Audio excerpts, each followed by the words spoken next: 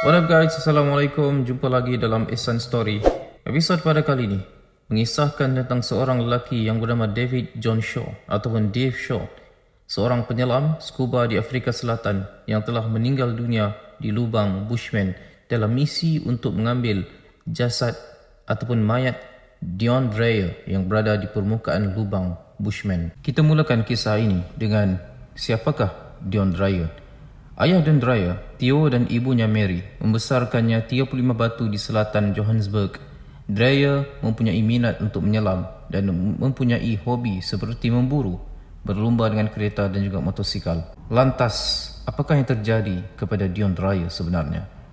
Dion Dreyer mati lemas pada 17 Disember 1994 pada usianya 20 tahun semasa latihan menyelam ketika menolong pasukannya yang dihimpunkan oleh Nuno Gomes yang mengatur aktiviti menyelam secara teknikal yang dijadualkan berlangsung pada akhir minggu tersebut. Menurut catatan langsung dari mereka yang menyelam dengannya, Dreyer hilang ketika mendaki sekitar 50 meter ke permukaan.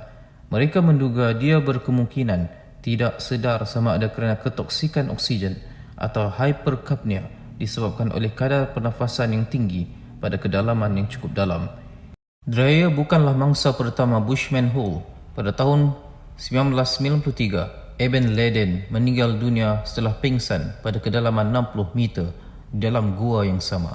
2 minggu selepas kematian Dreyer, Theo, iaitu bapanya, menyewa sebuah kapal selam kecil yang dikendalikan daripada jarak jauh yang digunakan oleh syarikat perlombongan De Beers. Ia menemui helmet menyelam Dreyer di lantai gua, tetapi tidak ada tanda-tanda tubuhnya. Selepas itu, tidak ada lagi yang dapat memulihkan mayat Dreyer daripada lubang misteri lubang Bushman. Jadi, apakah kaitan antara Dave Shaw dan juga Dion Dreyer? Dave Shaw adalah seorang penyelam penyegar yang paling berjaya di dunia.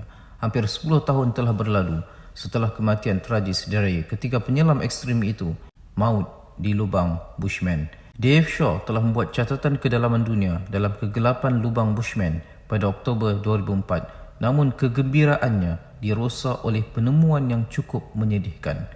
Terbaring di lumpur 270 meter di dasar gua terdalam di Afrika Selatan, Dave Shaw telah melihat jasad Dion Dreyer, satu-satunya lelaki yang sebelum ini berusaha untuk menakluk kedalaman Bushman. Dave Shaw adalah seorang penyelam scuba Australia, penyelam teknikal dan juruterbang syarikat penerbangan komersial yang telah membuat sejumlah catatan dalam aktiviti menyelam dan melakukan banyak perkara mustahil dalam hidupnya.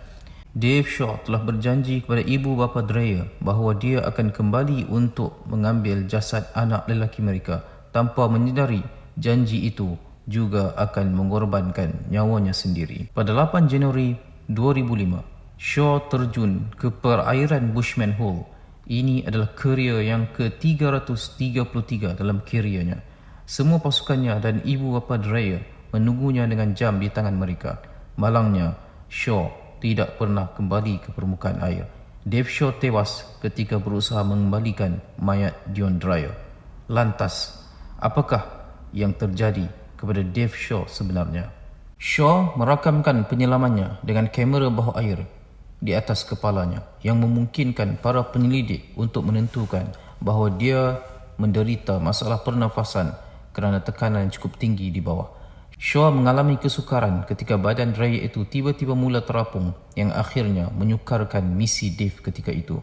Mayat Dreyer telah berubah menjadi zat seperti sabun yang disebut adipoke yang mengapung. Shaw telah bekerja dengan kedua-dua tangannya dan dia juga meletakkan lampu tinnya di lantai gua.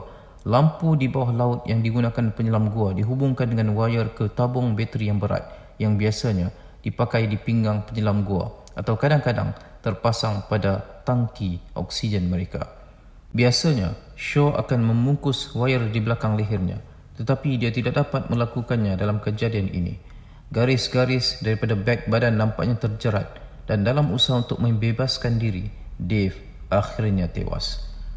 Rakaman yang diambil daripada kameranya menunjukkan Shaw yang termengah-mengah berulang kali berjuang untuk membebaskan dirinya. Kesukaran beroperasi pada kedalaman yang begitu dalam adalah terlalu bahaya dan Dave pingsan dan mati di dasar gua tersebut. 3 hari kemudian, Kedua-dua jasad naik ke permukaan ketika pasukan penyelam mengambil peralatan mereka. Pada akhirnya, Shaw menepati janjinya.